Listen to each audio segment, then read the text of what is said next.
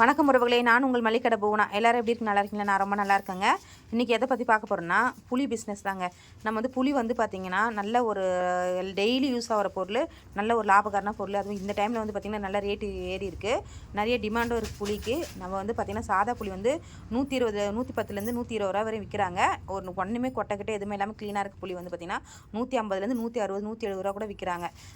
அதுக்கேற்ற மாதிரி வாங்கி நம்ம வந்து பேக்கிங் பண்ணி மாதிரி சேல்ஸ் பண்ணும்போது நல்ல சேல்ஸாக இருக்குது. கடையில் பார்த்திங்கன்னா இப்போ நல்ல புளி சேல்ஸ் ஆகிட்டுருக்கு. நம்ம வந்து பார்த்திங்கன்னா நீங்கள் வந்து விவசாயம் இருந்தீங்கன்னா இது பார்க்குறீங்க, சப்போஸ் இதை விட நீங்கள் கம்மியாக உங்கள்கிட்ட புளி இருக்குதுன்னா கூட நீங்கள் வந்து கமெண்ட் பண்ணுங்கள். நாங்கள் வந்து உங்கள்கிட்ட இருந்து கூட பர்ச்சேஸ் பண்ணிப்போம். இது வந்து நிறைய பெண்களுக்கு வந்து ஒரு தொழில் செய்யறதுக்கு ஒரு மோட்டிவேஷனாக இருக்கும். ஸோ அதனால் நீங்கள் வந்து கமெண்ட் பண்ணுங்கள், நீங்கள் எங்கே புளி வாங்குறீங்கன்றது கமெண்ட் பண்ணுங்கள். கஸ்டமராக இருந்தீங்கன்னா நீங்கள் எவ்வளோ ரேட்டுக்கு உங்கள் ஏரியாவில் புளி வாங்குறீங்கன்றதை எனக்கு கமெண்ட் பண்ணுங்கள். ஒரு மிஷினு, நம்ம இட மிஷினு, ஒரு பஞ்சிங் மிஷின் இருந்தால் போதுங்க. அது கூட புளிக்கு வந்து தேவையில்லை, நம்ம சும்மா முடிச்சு கவரில் கூட போட்டு வச்சா வாங்கிடுவாங்க. ஸோ இது வந்து ஒரு பிஸ்னஸ் மோட்டிவேஷனாக இருக்கிறது தான் இந்த வீடியோ. நன்றி, வணக்கம்.